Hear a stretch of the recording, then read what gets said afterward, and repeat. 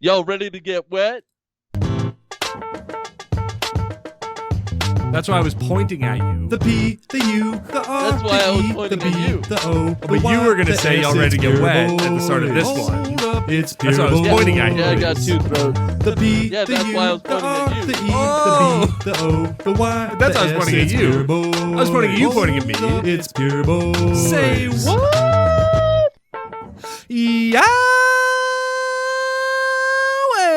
Ciao, Fudgebaggers. Welcome to Peer Boys Podcast. I'm Adam, and urine. And it's all urine to me because I'm Steve, and I have one of those urine blinder eyes that they talk about all the time on the health networks. Right, they're called HD Vision Wraparound Shades, and they they make everything look like urine in your vision. They truly do. Go to your local Haitian tire and get yourself a pack of HD Vision sunglasses for all your urine coating needs. I love going to Haitian Tire and just seeing all the great deals they got on, I don't know, cast iron skillets and bamboo. You know, it's called Haitian Tire, but nobody talks about getting tires from there. Like, nobody. That's true, hey? It's weird how far the company has strayed from their humble beginnings as a Haitian tire shop. They're now so much more than that. It's a lifestyle brand. The problem is that Haitian rubber got really crappy around 2012. Exactly, yeah. And they just, all the rubber trees burned up or whatever, wherever rubber comes from. Trees? Well, that's what the Mayans were talking about when they were talking about 2012, is that it was the end of good Haitian rubber. Exactly. That's the thing that they didn't translate that well, because people were like, Haitian rubber, those Mayans, that's Mayan talk. That doesn't mean anything to us in the modern age. Yeah. And then they realized once the Haitian tire market dried up, oh God, the Mayans were right. Don't kill Harambe. The Mayans were right. And don't kill Harambe. You're right. Should we start a hashtag stop Harambe hate? I think so. I think that's a great idea. I think it's about time that we stopped all the discrimination against Harambe. And all the jokes and the ha-has and the yeet-yeets on Harambe's expense. Like, get out of here, tweens. Put your penises back in your pants for Harambe. That's what I'm saying. Yeah, that's good too. And it gives the kids what they want. Right. Less penises, more respect to Harambe. More respect to Harambe. Thank you. Mm-hmm. Thank you, yes. Well, speaking of dicks out for Harambe, or dicks in, whatever. Speaking of dicks, we're here to talk about 2016's Chocolate City 2, Vegas Strip, or possibly just Vegas, depending on where you watch this video. Depending on where you watch this video, what a movie. I couldn't have loved it more. Wild. I knew you were going to say that. And I think you just have a love of chocolate, because this movie is just a blatant ripoff of Magic Mike XXL. Like, blatantly a ripoff of it. But you didn't really like Magic Mike XXL, but you love Chocolate City 2, Vegas Strip. I think it's just a chocolate thing for you, baby. It might be a chocolate thing for me because I wanted a big cash prize. I got it. I wanted weed. I get it. I wanted a cool bus driver. It's there. This movie has it all. Okay, cash prize, fair. No cash prize in XXL. I get that. Maybe Amber Heard is the cash prize, I guess. We stand you, Amber Heard. Good luck. Zing. No weed. Okay, fair enough. But there is ecstasy. There's lots of ecstasy in Magic Mike XXL, which is like a decent enough weed substitute. And, whatever your third thing was, I'm losing it. What was it? I don't know. Crap. I can't think of my third thing. Well, there was a third thing as well, and that was also present in Magic Mike XXL. Bus driver. Yeah, we got Fluffy. You don't want Fluffy? He's great. He bonks his nog. Nah. Okay. I want a restaurant owner from the first movie that is done out in an outfit and a wig for some reason when he's driving the bus looks totally different. Yeah, like, and is playing like a Sammy Davis Jr. type character, like talking as if he is Sammy Davis Jr., being like, me and Frankie used to take all those swingers on the short bus. Like, what are you talking about, bro? Well, I have to assume this was like an old stand-up comedian that they're giving service to, and his bits were all Sammy Davis Jr. based. That would be wild if that was the case. I mean, he's got a bad eye, just like Sammy Davis Jr., so maybe he was a Sammy Davis Jr. impersonator back in the day. I never considered that, but that's a really great insight. Thank you very much. I thought about it long and hard, and he was my favorite character. I love this movie to death. I could hug this movie all day. Insane. Well, before we get into Chocolate City 2, Vegas Strip, or Vegas, we of course need to do the Pure Boys prayer. Steve's already got his hands together. He's ready to go. So I'll put mine together too. God bless our podcast. God bless all podcasts. We love you. Amen. That is the proper way to end a closed hand prayer, is to go horizontal and then slowly start splitting your fingertips into the open to reveal your palms. It's so gross for some reason. It looks so gross, and it's just hands opening up, but there's something about the slowness and it's just a very unsettling thing to see. If you did it on a Skype chat with your work, you would get fired. No doubt about it. Rightfully so. HR would be on the phone with you immediately saying, look, that was not sexual harassment, but certainly harassment of everyone in the office, so we have to fire you. I'm so sorry. We can't put our finger on what you did wrong, but we know if we showed this in court, they would agree with us. Yeah, we can't exactly pinpoint what you did wrong, but we received 400 complaints from your coworkers after you did it. Our inboxes imploded from all the complaints we received, and so we have to respect that. You're dead to us. Even if you did win a wrongful firing suit, we'll gladly pay for it because we never want you a part of our company ever again. And you know what? It's a small price to pay to get rid of a disgusting human being like you, is what they'd say to you. And you go, wow, that seems inappropriate, but fair enough. You're HR. Well, you make the rules. Yeah, well, at that point, you just got to take it, right? Because you did the deed. You know how disgusting you were, and you just got to take the money and run. Exactly. You did the crime. Now it's time to do the time.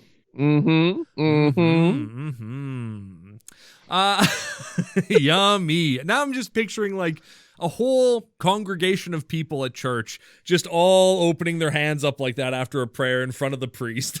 The priest just being like, well, he's doing it too back to them, of course, but yeah.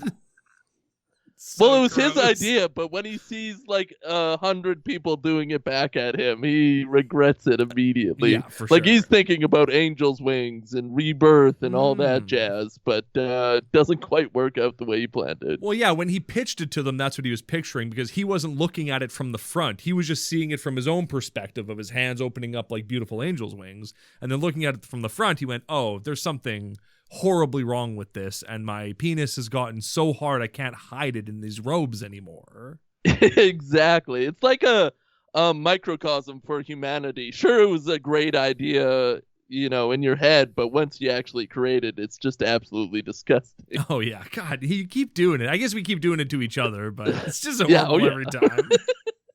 Back and forth. Well, the little hole in the palms is what makes it like really gross. The little divot between your thenar and hypothenar eminences. Nice. I think that's what they refer to as the gap. Dat gap is what they say. Dat gap. Dat gap. Sounds wrong to say, I think. Open your palms and show me that gap. That's what they say. And they would think you're talking about something sexual or something. Yeah, of course, but they're just talking about your palms and the gap. Yeah. Yeah. Talk about your wet palms, bro. Yeah, talk about your wet Y'all ready to get wet? Y'all ready to get wet palms? Oh, man, am I ready to get wet? Oh, man, me too. And so in doing so, we need to ask a very important question, and a question that has been weighing on my mind heavily since the last time we asked it, and that is, of course, that Steve, whomst was the Bagger Vance of Chocolate City?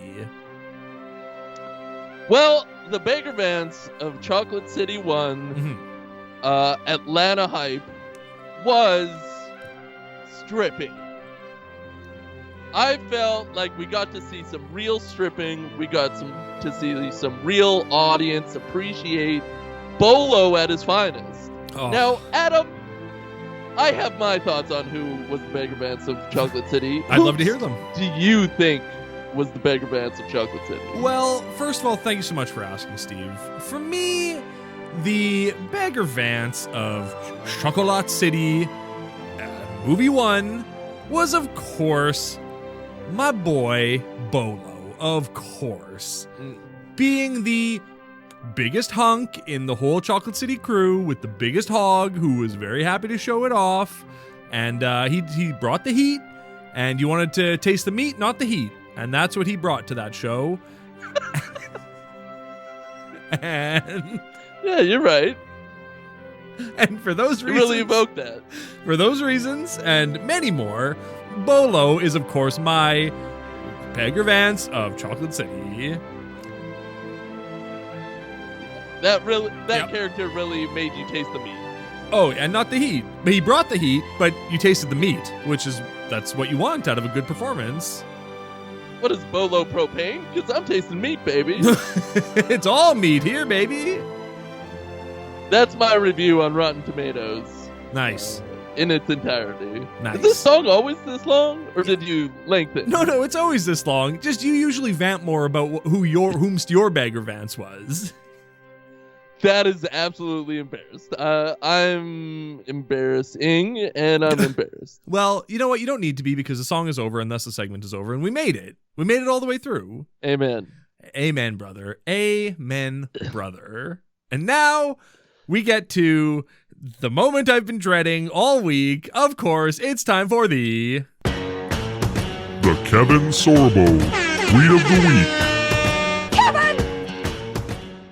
All right, Kevin, we're really disappointed in you. We're not mad. We're just disappointed. But we're back for another week. But we're also kind of mad. We're still mad. I'm mad. Well, we are mad. I'm less mad because of this tweet. Okay. That came out on 12:26 p.m. on May 15th. Another nooner. Can I just make a suggestion for future Kevin Sorbo Tweets of the Weeks?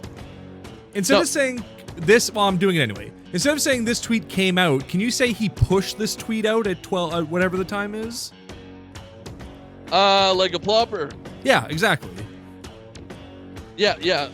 I'll put that in my mental mainframe. Thank you. And log it for next time. Thank but you. I won't guarantee that I'll remember that. That's okay. However, great suggestion as always. Thank you. What do you got for us? I got bring back masculine men. Hey, Kev, we're watching Chocolate City 2. What more could you ask for? There's a whole cavalcade of them. I agree with this tweet wholeheartedly. For me, Kevin Sorbo is back in my good graces because of this tweet. I love him. However, it's a weird thing to think about when you're taking a dump. Yeah, it's weird to be sitting there like pushing your dinger down into the toilet going, bring back masculine men. Yeah. Like his left hand's on his dinger, his right hand's tweeting, bring back masculine men. It's a wild choice.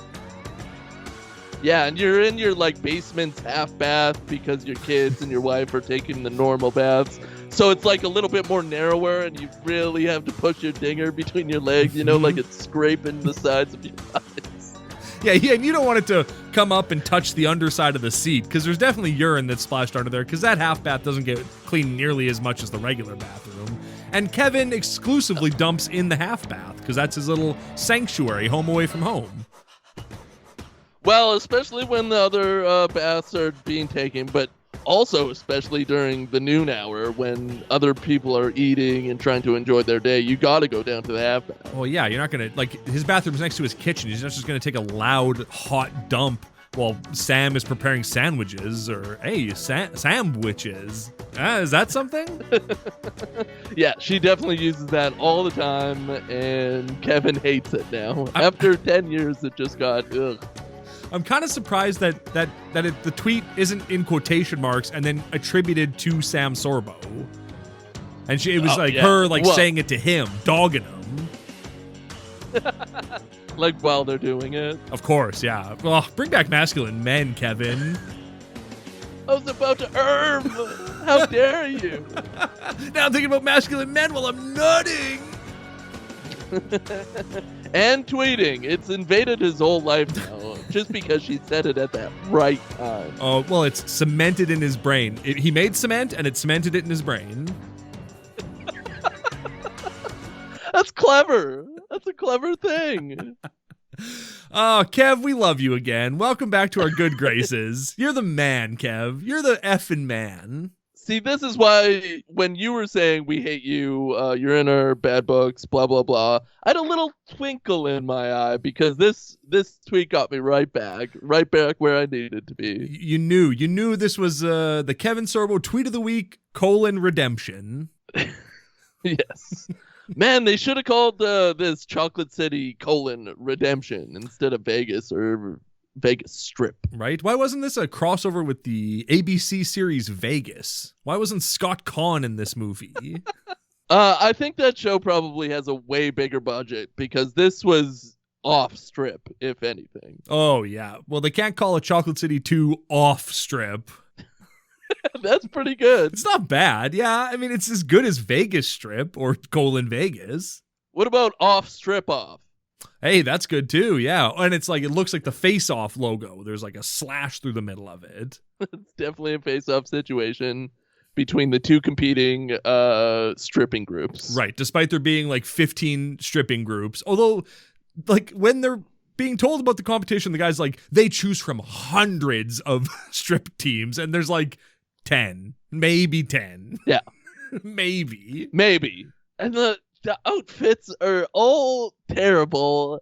The stripping is god awful. The dancing and the choreography is utter trash. And yet somehow you loved this movie. No, I hated this movie. This is like one of the top 5 worst movies that we've watched. Maybe top 5 worst movies I've ever seen. It was deplorably bad. There's so much Genuine in this movie. There's so much Bolo in this movie. There's so much Mekhi Phifer in this movie. Hey, Mekhi Phifer is arguably a good get. I love Mekhi Phifer. I think he's beautiful inside and out in every way. He's a good man. He's done nothing but good things. I hope. I don't know if he's ever been Me Too'd. I hope not. But maybe he has. He kind of has a look about him that maybe he's been Me Too'd. I don't know. But he's not getting a lot of work these days. Vegas, Chocolate City 2 came a call and he was like, sign me up. Well, he got Me Too'd, but he also goes to church every Sunday, so it kind of evened out. And he did a bid. He definitely did a bid. In the court of public opinion. Man, smart. That's Mekhi. Such biting satire. Oh, he's no Mekhi Phifer, I'll tell you that much. Isn't it weird that Eminem... Love the show. Isn't it weird that Eminem calls out Mekhi Phifer in the song Lose Yourself, but Mekhi Phifer's in the movie, and it's this weird, I don't know, it's just this weird meta thing that Eminem does. It's bizarre. I think it's because they're adopted cousins. They adopted each other as cousins. Oh, that's cool. And they can play like that. They're cool. They're nice like that. Exactly, yeah. It's nothing like legally making a friend into a cousin. You could do that by having your dad marry their uncle or aunt, I guess. Or uncle. Or just submitting paperwork online. Yeah. All Stars and Stripes. You want to marry your cousin? Fine. Adopt them first and then marry them. Go the Woody Allen route. Yeah, adopt your girlfriend as your cousin and then marry them. Beautiful. Or boyfriend or partner. All Stars and Stripes are welcome to adopt and then marry whomever they please. Whomstever they please. Yes. Did you also... Whomstever they please. Just speaking of weird meta things, did you also notice that at one point, they refer to Pharaoh in the movie, who is played by Genuine, as being with his genuine-looking ass? So wait, Genuine exists in the universe of Chocolate City then. Genuine exists. We know he does because they play Pony in the last movie. But also, there's a stripper named Pharaoh who is played by Genuine, and I guess looks like... It's like an Ocean's 12 situation where they're like, you look like Julia Roberts. Honestly, with real famous people or musicians, they should just make a line like this in every single movie because that makes more sense to me. Because I'm looking at them thinking that they look like them when they're them. Exactly. Yeah, you're looking at him going, this Genuine looking ass out here. Although I will say, when we see Genuine's ass, I think it was a butt double. I don't think that was actually Genuine's ass. What about the bottom of his grundle? Oh no, I don't think that's his chunnel at all. I think that's a Will Smith Wild Wild West dinger pouch that he's got going on there. What do you think they use for that? Like just rubber? Like a sack of Haitian rubber? Yeah, I think it's made out of pure, genuine Haitian rubber. And there's so few of them left, that's why you don't get many male nude scenes in movies anymore. You're absolutely right. We need some more genuine, pure boys stripping. Lovely. I love it. I mean, there's a strip team in this movie called Heaven's Boys. And I was like, hello, who are these lovely ladies? Lovely lads, I guess. Yeah, that speaks to how gender normative everything is. I mean, you automatically think of ladies stripping when we should be thinking about hunky men. Right. We've just watched 4 consecutive movies about hunky men. May I take my clothes off? Week 4. That's what it is. And it just slipped right out of my mind. Having seen 4 stripping male movies in a row, how has male stripping informed your everyday life now? Well, you know, when I go to like get undressed before I go to bed, I of course like to get on the corner of the bed and do some belly rolls and just hump the air a little bit. And yeah, exactly. Yeah, just a lot of just full body rolls. And, you know, I like to pour water down my chest and ooh, it's a little chilly, but you know, it's fun. What about you? How has it informed your life? I'm thinking a lot about my own body and taking steroids and going to the gym every day. Nice. So I think I want to beef up. Good call. Yeah. Careful with those steroids. Don't get MRSA. Don't get MRSA if you're taking all those injection drugs. I'm going to mix and match. I'm going to see what works for my, just to create epic swole. Yeah, I'm looking forward to injecting stuff into my butt. I've never done that before, legally or illegally. Or without your consent. I don't know if I've ever been injected without my consent because it would have been without my consent. That's a fair point. Absolutely. Yeah. Well, you know, we here on the show, you can consider this full consent to inject anything into Steve's butt. Well, that's what we'll say. That'll be our thing at the end of it. That'll be our disclaimer for this episode and for anything moving forward in your life. Oh, you're into me, so I really don't care anymore. Once you accept that, you can move on with your life. Exactly. Once you accept that, you can accept that women squirt and it's fine. It's all you're into me.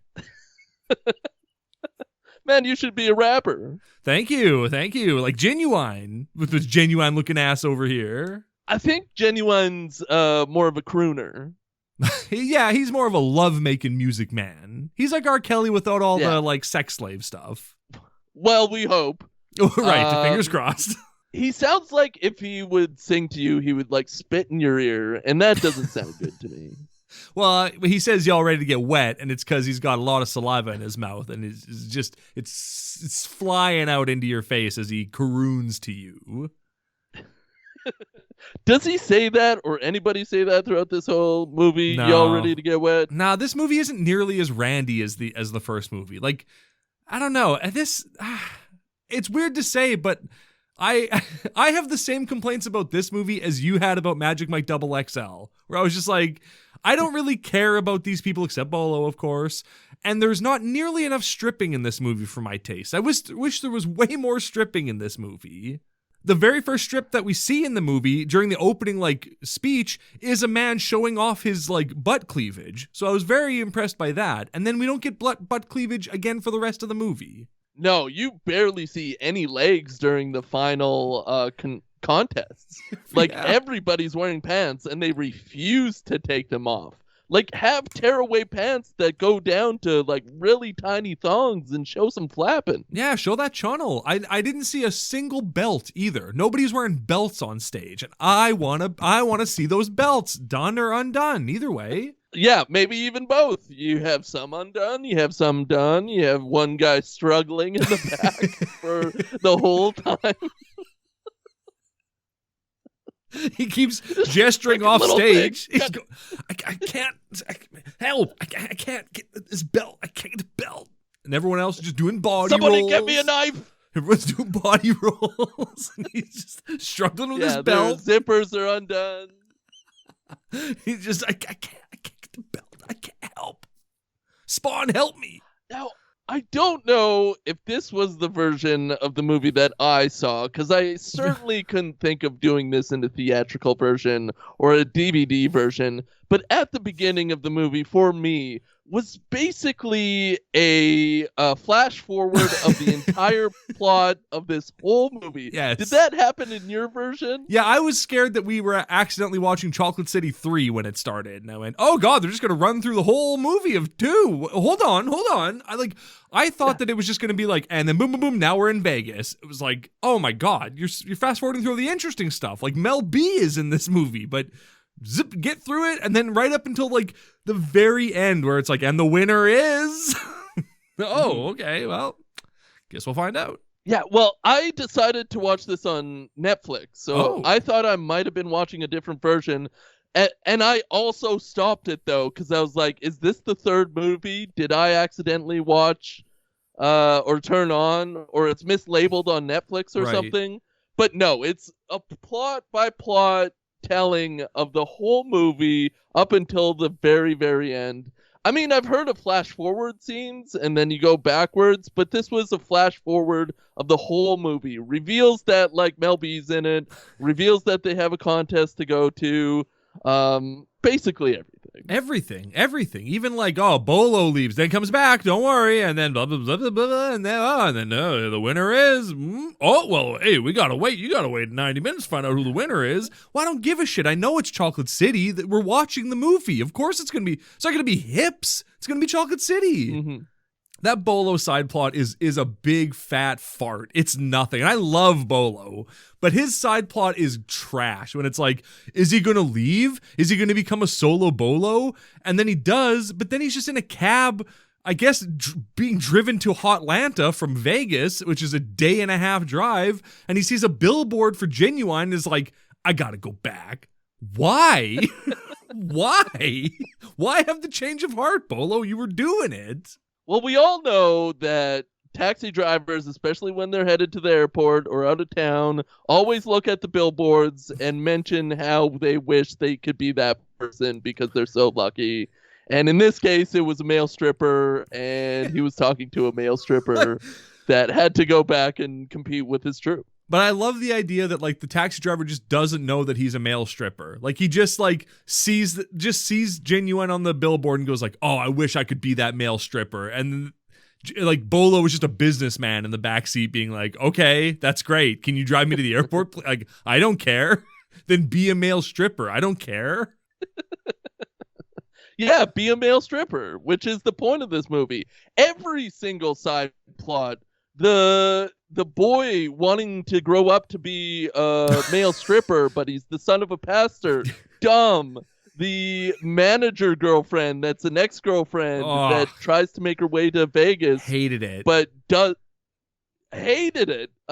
Even Vivica A. Fox's side plot, which is okay, still kind of unnecessary. What's her side plot? I don't even remember that. Well, she's just kind of an observer. She's just there watching stripping and meeting with the pastor and doing all the home stuff that doesn't need to be shown. Right. Yeah. She's there to take phone calls from Sexy Chocolate so we can just explain the plot to her. And she goes, "Oh, what are you going to do?" And he goes, "I don't know. Bye." And then hangs up. The French subplot. French class is back, even though a year has gone by. I hate the French subplot might be my least favorite part of this movie. And it's so inconsequential and it's so nothing. I said Bolo's side plot was a big fat fart. The French, that's a big fat fart for sure. They're all huge farts, but you're right. The French subplot is so dumb. Get that teacher out of here. Yeah. They don't even meet in class or anything. They just meet in a meeting room. And then he has to, at the end, he takes his test over the phone right before they're about to perform.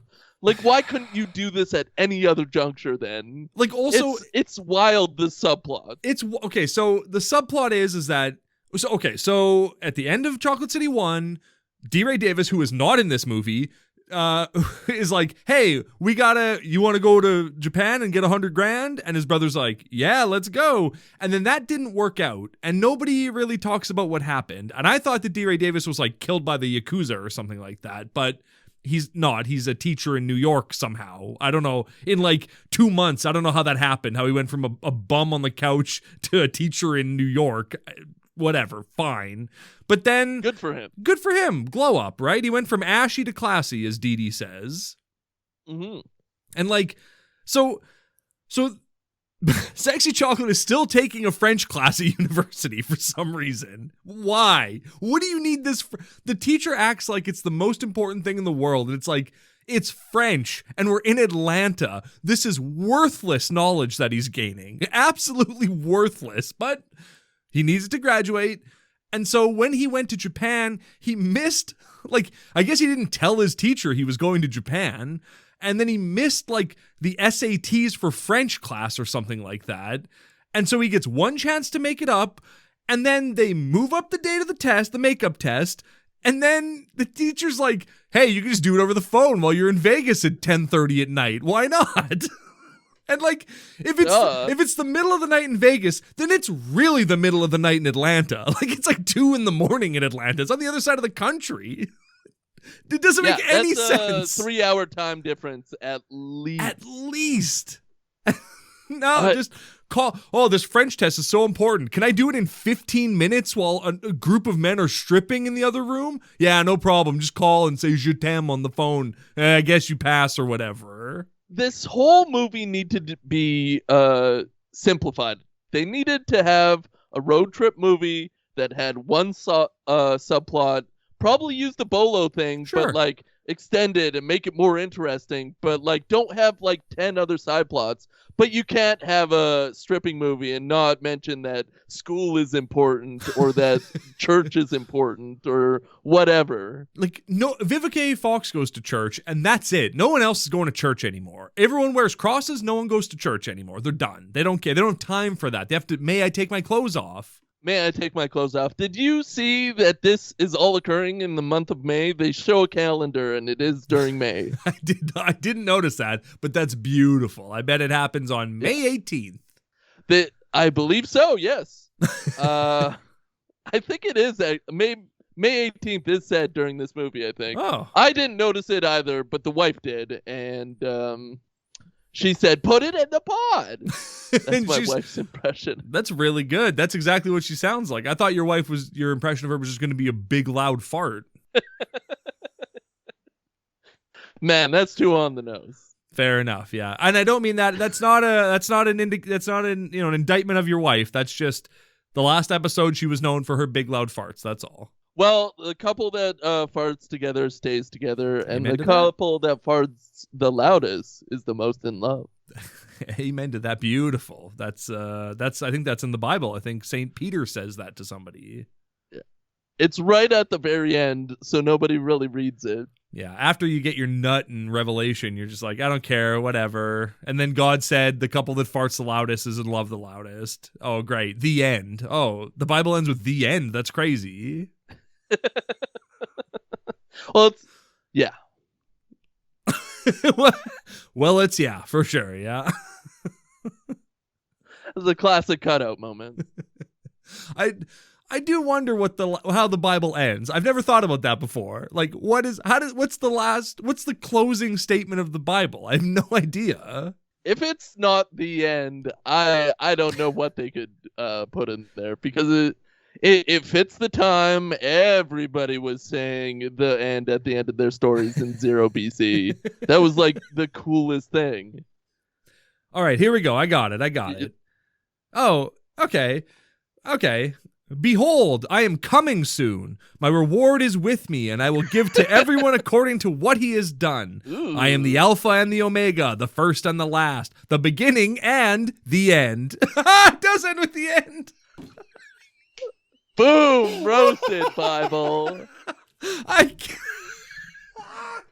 I cannot believe that the Bible ends with the end. That's insane.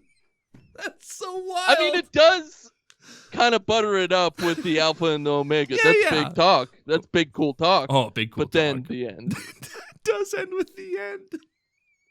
That's hilarious. Beautiful. Beautiful Bible. I love you. Behold, I am coming. The end. Yeah, I think that, solidifies our relationship with God now. Yeah, I think we're in good. Finally we're in good. Gosh. Yeah, we were out, and now we're back in. Now we know how the Bible ends. It ends with the end. The end.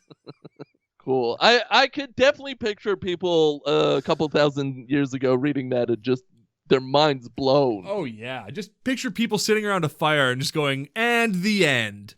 And then they close the book and throw it into the fire, and that's... go to sleep in the dirt. I don't think you can burn a Bible. I think it's fireproof. They should be. If they're not, I mean, the Lord protects them. So the Bible, even in the old days when fireproofing didn't exist, you couldn't burn a Bible. Even if you were freezing to death in the woods, you couldn't light a Bible on fire. Isn't that what the Kendrick brothers film is about? Fireproof? About how you can't burn the Bible?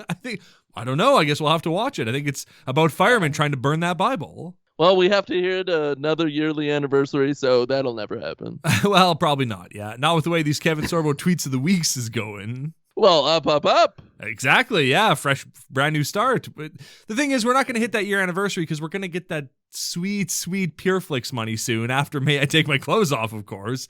And then we'll be just laughing. And we'll have a new Pure Boys show on PureFlix. Yeah, we'll sell out hard, Yeah. And whoa, we crash into the wall too. Like, what kind of idiot wouldn't sell out? Oh, I don't know. You're a sellout. Yeah, I'm here to make money. Give me the money. Of course I'm going to sell out instantly. Anyone who comes by who wants to sponsor the show, we will sell out for anything. We don't care.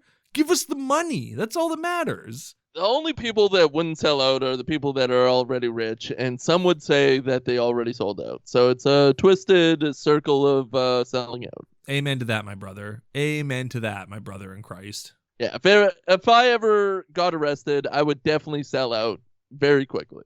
Oh, yeah. Anyone and everyone who's ever done me wrong. Yeah, Obama, I don't think he was born in the U.S., and I think I have proof. Let's see those birth certificates. I'm a birther now. Let me off. Let me out. Behold, I am coming. Where's Obama's birth certificate? Man, behold, I am coming. Oh, that line got me nuts. It's a good line. That's a great line. To end the Bible? Yeah, it's a great line. Alpha and Omega? Great. And then you kind of sullied it with the end. Yeah, and the end. And the rest. That would be a way better way to end the Bible. It would ended with and the rest and an ellipses. And just, well, I guess that's it. Yeah, that makes sense. That's really poignant. Oh, yeah. There's not even like an author's note at the end of the Bible or anything like that, or like references or nothing. There's just it just ends and the end. Close the book. Yeah, acknowledgments, future projects, chapters of something. Yeah, where to buy other holy books, all that kind of stuff. Hey, order from Penguin Books, all the holy books you want. All the holy books you want, Penguin Books. Penguin Books, get them. Frankenstein, all the holy books. Here at the Pure Boys Podcast, we love Penguin Books. Oh, yeah. We'll sell out to them in a heartbeat. I love publishing companies. Hey, open your hands at me, my brother. Yeah, we got to open each other's hands to each other when we start spiraling. Mm-hmm. Just to ground us again. Take off your shoes and socks, open your hands at me, and we'll ground ourselves. Yeah, I'm totally grounded in this movie. Oh, yeah. I didn't much like the beginning or the end or the middle of the main plot either. Well, why not? Having a $500,000 prize is quite the grab. That'll get me to Vegas for sure. But then giving a guy 40%, so that he will kick in $5,000 so you get into the contest is ridiculous. I did the math on this, and it's nonsense. So the grand prize is $500,000, but you're probably going to lose some of that to taxes, which I didn't even factor into my calculation. I didn't even think about that. But so you get $500,000, right? 40% of that is like $200,000. So the burger man is getting $200,000 for kicking in $5,000 and a short bus ride to Vegas. And he gets $200,000 for that. All the other strippers have to split $300,000, but $88,000 of it has to go to the club because that's how much they owe for the building on taxes, or else they're going to get foreclosed. That's what they owe to the bank, sorry, not taxes. So then if you break it down 7 ways, because there's 7 dancers, then they each are taking home roughly $30,000. But at the end of the movie, Sexy Chocolate gives Vivica A. Fox a stack of money and he goes, hey, they gave me $50,000. I'm giving you $30,000, Mom. I'm like, why did you get $50,000? What did you do that deserved that extra bit of cash? Everyone else gave up $5,000 of their $30,000 that you could get $50,000. That's nonsense. Why would anyone do that? I know Bolo wouldn't. The math doesn't add up. The math doesn't add up whatsoever. They just wanted him to have a stack of cash to give to his mom and didn't worry about what the math was. Idiots. But guess what? We did the math and you got bit. You got bit, all right? You done. You done, son. The end. It's $5,000. Can't like a bunch of male strippers in their late 20s, early 30s come up with $5,000 to get to a hotel in Vegas? Like instead of giving $200,000 away to this burger man you hate? So yeah, I do love when the strippers go to the burger man and he goes, "Where's Sexy Chocolate?" And the guy goes, "I'm gonna be honest, he hates you." But here's $200,000 of our $500,000. Honestly, that was the point where I thought the movie might turn around. Yeah. I really like that scene. Me too. Like as soon as it starts, I'm like, why isn't Sexy Chocolate there? And then they make that joke, which I thought was genuinely funny. And like, okay, maybe this will turn around. And then it doesn't at all. Well, and I like that like all the strippers were like crowded into a booth. Like it was like this kind of silly comedy vibe to it. And yeah, when he was like, yeah, he hates you. I was with you where I was like, oh, this movie might be good, actually. I kind of feel like I might genuinely like this movie. But yeah, not so much. Kind of doesn't keep that up. Not so much. And like even the montage scenes with the working out, you get one really good one at the beginning where they're all getting ready for stripping, which is just meat on meat, and that's all you're tasting. Mm-hmm. No heat, just meat. All heat, no meat. That's the opposite. That's okay. But that's when they're doing their main training scene before their big show, and they're working out. That scene was so terrible. And when they're learning the dancing. They don't even do the dance they learned. No. Like any of the dances. They go through all this trouble to go to Mekhi Phifer, to then who leads them on to this guy who's barely keeping it together. He's like screaming himself hoarse. His voice is cracking. He's so passionate. And he teaches them how to do this like old school hip hop dance that is then never seen again. And he's like, I don't understand why that's in the movie. It doesn't make any sense. It made me really scared for the final stripping sequences because it was just like your basic like crossover jump step back and forth over and over and over again. And I was like, this is not stripping. This isn't good dancing. What is happening? And like they don't even use that move in their dance. Nothing of what they went to the training for is featured in the final three. They do 3 dances, and none of them are that dance. It doesn't make any sense. It's frivolous. It's so frivolous. And so is everything else in this movie. It's so crazy how much they tried to jam into this movie and how much of it is just baseless. It just doesn't have any form of entertainment whatsoever. Yeah, it's like I get why it's there in the idea of the movie where it's like, oh, because it's in Magic Mike XXL. They got to throw out their old moves, learn new moves. Okay, fine. They're copying XXL, even though they dogged on Magic Mike the entire last movie. They just almost beat for beat just copied the movie for this one, but whatever, that's fine. So I get why it's there. It's like, oh, they're learning new things. They're evolving as a group. But then, yeah, they don't implement. It's like they filmed the finale first and then went, oh, crap, we need to do a training sequence. What are we going to give them lightsabers and have them train with those for some stupid reason? Nah, they'll just perform with those. It's all good. And they can't use their original routine because the competing strippers stole it, but those competing strippers never used that in the competition. So they could have used their original dance sequence. And they also need like 4 stripping routines too. Yeah, like they go, okay, oh my God, this movie. So the boys go to Vegas and then they go, Genuine he quit Chocolate City and he moved to Vegas, and now he's got his own show where it's him and a bunch of white boys dancing. White boys who are like racist. Like they keep referring to like Chocolate City as like ghetto trash. And I'm like, all right, guys, like calm down. Genuine is your group leader. Why are you being so racist? It doesn't make any sense. Very racist. Yeah. Absolutely racist. So they go to Genuine's show, and his name is Pharaoh, and the show is just him being like, I'm Pharaoh, I'm Pharaoh, and he just says Pharaoh like 50 times, and then they go, well, they stole our moves. That's our whole routine. Oh, at this Vegas review, I guess? Well, they're not going to do that at the competition. They do it at the review every week. Why would they take it there? I have no idea, and it's not even a good show. It's like basic dancing moves that they're all doing together. They're barely stripping. It's not entertaining whatsoever, but they're just sitting there like, oh my God, they stole our moves. We'll have to we have to come up with a new routine. Yeah, and then throw that out the window and do our baseball routine and our lightsaber routine and I guess they do a new routine, but they just make it up on the spot and get a guy to sing a song. Yeah, and do like a couple of choreographed moves and then just start like hip grinding. And it's not even good dancing. No. Like, this needs a twitch. This needs a good dancer. This needs something. It needs a twitch. It absolutely needs a twitch. A touch of professionalism. Like Double XL did a really good job of having a huge stripping show. But also like making it about stripping and having different stages that like women were crowding around that they could throw money.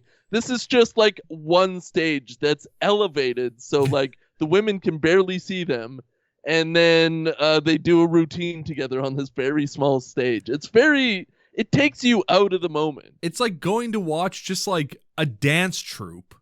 Like it's not, if you didn't tell me that this was like male exotic dancers, I wouldn't think that it was that, because no one's throwing money, no one's really taking their clothes off, and one person flashes their dinger, but we don't see it. But also like, it's just, yeah, like you said, it's just kind of belly rolls and like putting their arms behind their head and swinging their like crotches at you, but it's nothing. Like, why is it these group choreographed dances? They mentioned Bring It On earlier in the movie, and it's way more akin to Bring It On than it is Magic Mike and like strip performances. Yeah, and not interesting dancing or choreography whatsoever.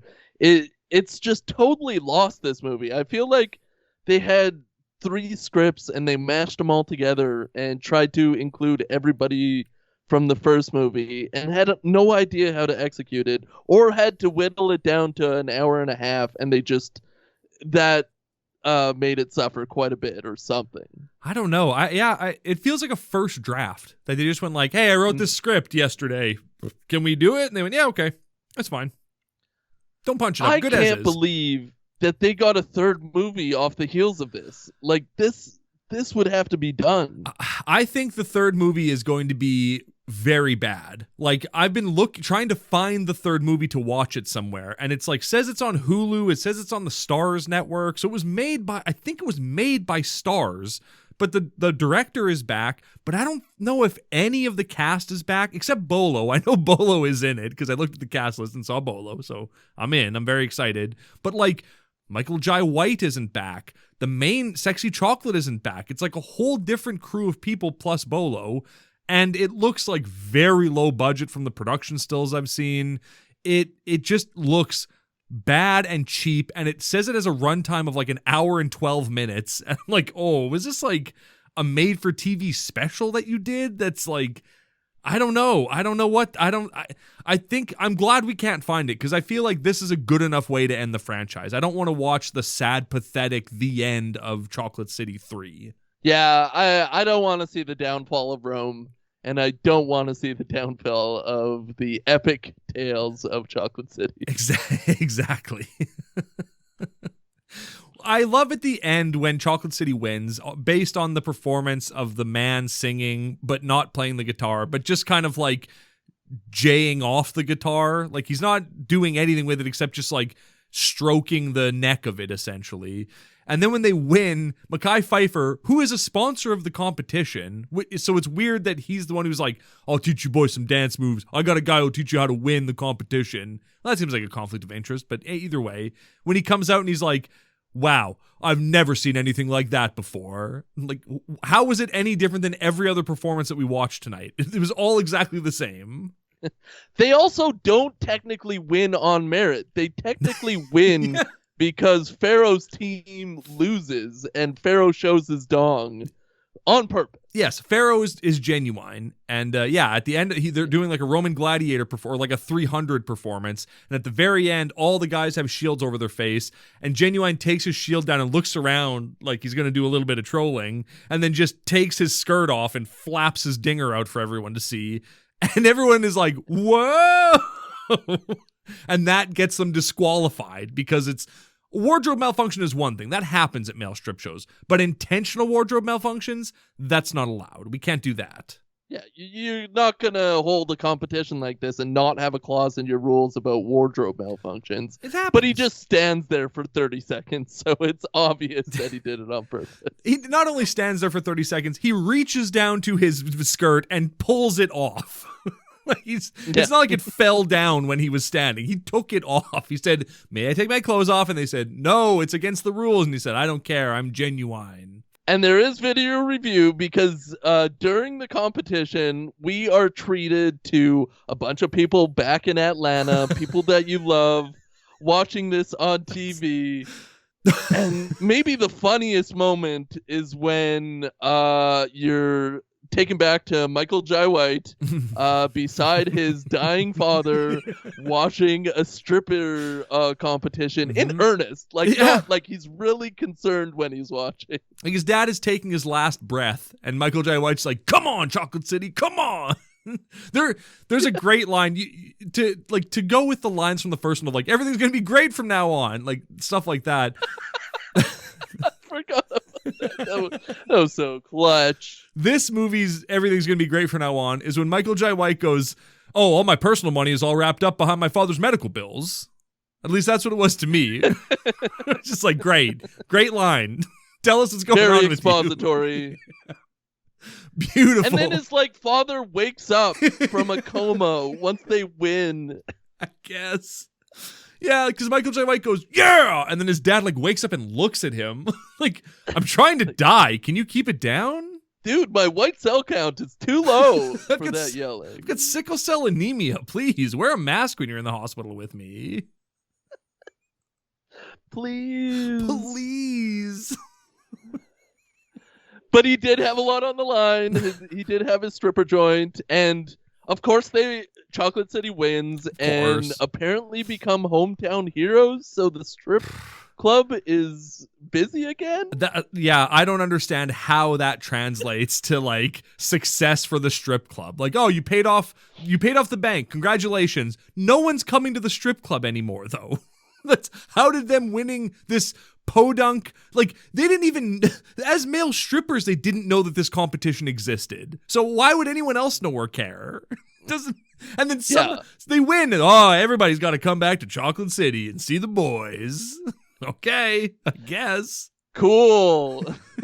And then, of course, you get to see the pastor's son stripping. Mm-hmm. So the movie is worth it. You got to see it through the end. Yeah. This pudgy pastor boy is stripping. Thank God. Who very arrogantly tells his dad, I love to dance and I have a great body. And then you see his body at the end and you go, well, not compared to good. No, not even that good. Just you gotta, tighten it up and you could maybe look like Bolo one day, but bruh, not a good look for you. I don't think you're ready for the big time yet. Well, he comes out in a cowboy outfit, but he's just wearing red gitch. It's not a thong or tight leather as I would suspect you would use. Of course. Yeah, and he's an amateur. It's amateur night, so he comes out doing that.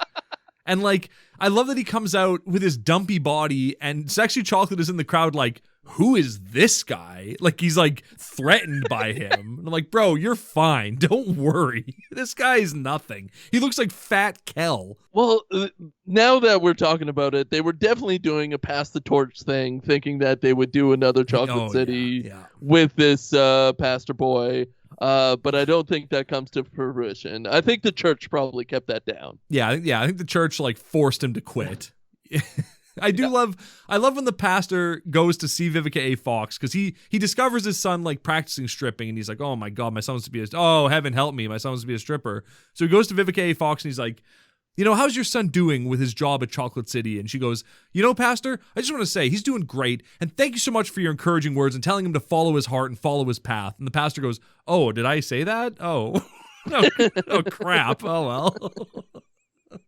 There are little as we're talking about this movie, I was crapping on it in my mind all night before we started recording this podcast. Right. But there are glimpses at like a really okay movie if they done away with a lot of things. And maybe the thing is, like you said, they needed a couple more drafts of this script. Yeah. Like 4 or 5 maybe. There are some genuinely funny moments in this movie. Like near the start at the bar, so they're at the strip club and like the waitress goes up to the bartender and the bartender goes, hey, did you know it's my birthday today? And she just looks at him and then turns around and walks away and walks up to Sexy Chocolate and goes, hey, it's your birthday. Happy birthday. And he goes, hey, keep it down. Keep it down. So this bartender's just like, shut up. He just gets stonewalled and watches Sexy Chocolate like get the woman's being like, let me suck your dick. And he's just like, nah, it's fine. It's fine. The bartender gets nothing in return. I thought that was very funny. Yeah, very funny. Moments of pure greatness. I've totally turned around. This movie is great. Go out and watch it. Watch everything about it. Yeah. Well, like, we haven't talked about the music in this movie and how, like, absolutely filthy the music is in this movie. Nobody curses the whole movie. And then there's a song at the end where the lyrics are smoke a little bit, drink a little bit, fuck a little bit, then back to music. And like they say that like 15 times. I'm like, God damn. There's like this movie, these lyrics are randy, baby. Yeah, and a couple other songs during this movie are probably R-rated for the kids. So don't let your kids watch this movie. But the visuals are fine. Yeah, the visuals are totally fine. No, there's nothing sexual about the visuals in this movie. Certainly not. Well, Bolo's chest, of course. Of course. And he really lives up to his name as a Greek god. Mm-hmm. Absolutely, yeah. I'm just looking at like what the performance. Oh yeah, there's this great line where the host of the stripping show goes, "Are you ready for some mixed flavors, ladies? We have some chocolate, some vanilla, and some just assorted flavors." Okay. Well, once they said chocolate and then vanilla, I was like, what is she going to say? I was at the edge of my seat. Was my edge of the seat moment of this movie. And she goes assorted flavors. And I was like, well, okay. And some other things, whatever. And all the and Latinx. the rest. All the Latinx dancers are like, what the hell? You could have at least said like on. Spicy or something. Come on, lady. Yeah, I'm from Taiwan. Yeah, we've got some chocolate and some vanilla and some Chinese flavors. Sherbert. We've got some Jewish flavors in the house tonight. Oh, okay. That's weird. Ooh, hey, Uncut Gems. Hey, that's not a bad name for a strip team. Yeah, it's pretty good. Uncut Gents would be the name of their strip crew. Right. But they mispronounce it every time. Of course, yeah, because it's a little too on the nose. What else do we got here? Los Sexos is the name of one of the strip crews, which is kind of a weird name.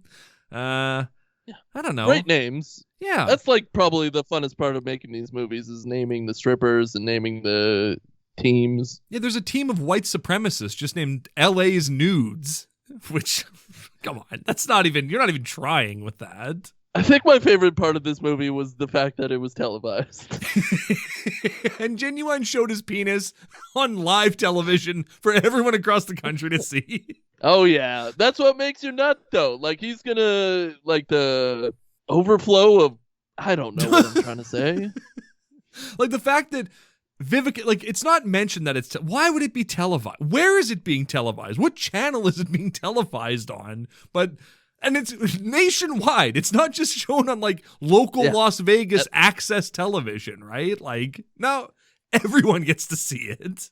I'd have to assume it's YouTube Live. They're on the pulse. Right. You wanted Twitch in this movie? Well, we got a Twitch stream. Yeah. Of male stripping. That's got to play. Oh, it got to be, right? Well, of course, we're purely pure, and we want to see more pastors. We want to see more God. The last stripping scene should have been them as choir, like a church choir. Yeah. Like a Sister Act 2 finale. Yeah, but with male strippers. Yeah, exactly. It's a one-to-one. I mean, there is a great moment where the pastor's talking about, like, you know, when the Lord throws you that pitch and you got to swing your bat and hit a home run. And then Vivica A. Fox gets a phone call from her son, who is about to go on stage and strip. So it's like the middle of the night. So they're at church in the middle of the night or whatever. And she goes out into the lobby to take the phone call and she goes, you go out there, son, and you swing your bat. And she just like says what the pastor says. And then he goes, okay, Mom, I love you, bye. And she leans back against the wall and goes, my son's going to swing his bat. All I could think was like, yeah, they're all going out there to swing their bats, lady. You better be ready for it. You better rush home to turn on the TV and see your son swing his bat. Well, you can see in her eyes and the way she says it that she's proud of her son, but she also likes thinking about dinks. Yeah. And that's just nice and wholesome and a good way to look at life. Your children can be strippers, and that's okay. Yeah, and they should be, and you should let them. And the old woman from the first movie should show up and look right into the camera and goes, you didn't think I was going to miss this, did you? And you go, what the hell? Now, at that point, it was a Medea movie. It truly was, yeah. And also, do they refer to her as, like, Vivica A. Fox's mom at the start, like at the birthday party? I thought there was something like that, but I let it wash over me. I couldn't think too hard about those sort of things. We can let that go. Yeah, that's fine. All right. Well, hey, Steve, I mean, I feel like we've covered all the best things about Chocolate City 2, Vegas for show. For show. What did you think of Chocolate City 2, Vegas Strip, or Vegas? I, against my better wishes, watched the trailer before I watched this movie. What? And it got me hyped for it. I really liked the trailer. I thought it was going to give me everything I didn't get in XXL, but it was so tough to watch. Every decision that the script makes throughout this movie is something that I wouldn't do. And I just think it suffered for it. I hated this movie. I don't recommend watching it. Now, Adam, what did you think of Chocolate City? Honestly, probably the best movie we've watched on this show. 10 out of 10. Would recommend it to anyone of any age. Other than the music, please cover your children's ears for the musical performances. There's a lot of people saying the N-word, a lot of people saying hard F words, and just some real spicy, muy caliente music. So other than that, though, 10 out of 10. Beautiful stripping by beautiful men. Can't wait to see what next week has in store for us. Maybe we should rate movies on whether it's better or worse than opening your palms toward a screen. Oh, okay. So on that scale, better. On that scale, worse. Well, until next week, I love you. I love you. We Keep fit and have fun. Okay. We love you. The end.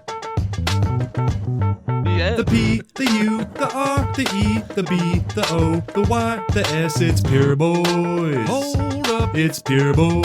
Yeah, I got two throats. The P, the U, the R, the E, the B, the O, the Y, the S, it's Pure Boys. Hold up. It's Pure Boys. Say what?